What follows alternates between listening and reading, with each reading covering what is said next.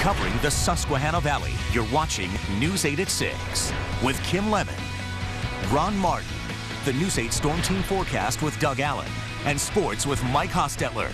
Now, coverage you can count on continues. Now to a News 8 special report on cybersecurity. It's a growing threat.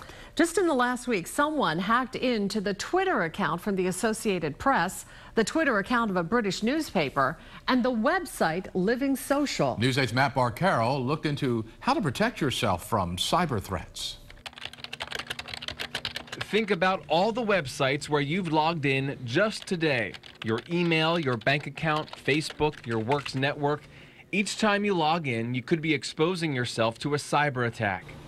Humans are typically the weakest layer of security that most companies have. Chuck Davis helped IBM with its security, and now he teaches computer forensics at Harrisburg University. He says of all your online accounts, your email is important to secure right away. If somebody owns or has access to your email, they really have the keys to your digital kingdom, so to speak. Your elected leaders in Washington, D.C. are keeping their eye on cyber attacks, which can jeopardize our economy and security. Congressman Scott Perry, who represents parts of York, Adams, and Cumberland counties, sits on the Homeland Security's Cybersecurity Subcommittee. If you knew, you really literally can keep you up at night. If you knew what was happening every single day in America, every single day, from the bottom, from individuals to the very top. He says Congress is trying to find ways to encourage companies who've been victims of cyber attacks to share information about the attacks with the government, to find solutions and better protect other companies. You got to get your mind around this new battlefield. Perry says the challenge for Congress is balancing security with protecting customers' private online information. But you don't have to wait for Congress to act. There are some things Davis passed on to us that can better protect you from an online threat. Number one, make sure you have antivirus software and it's updated.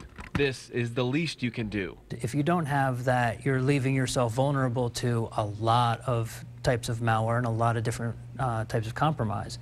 But it's not going to catch everything. So, for number two, make your online passwords strong and don't reuse them for other websites. You know, if you have to have only a handful of passwords, then maybe what you want to do is have some for social networking, have some for banking, and certainly the more passwords you have, the better off you're going to be. The third tip is one you may not have heard before. If you get an email from a bank or utility company or another place where you have an account and that email contains a link, don't click on the link there. Instead, go to the website of your bank or utility, one you know is legit, and log in there. Anything you can do to scrutinize every link before you click it can help. And that may be the easiest way for you to keep your private information private.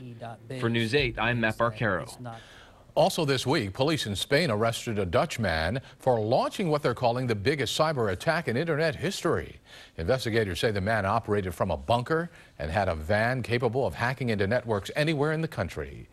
You can find tips to keep your computer and mobile devices safe at WGAL.com.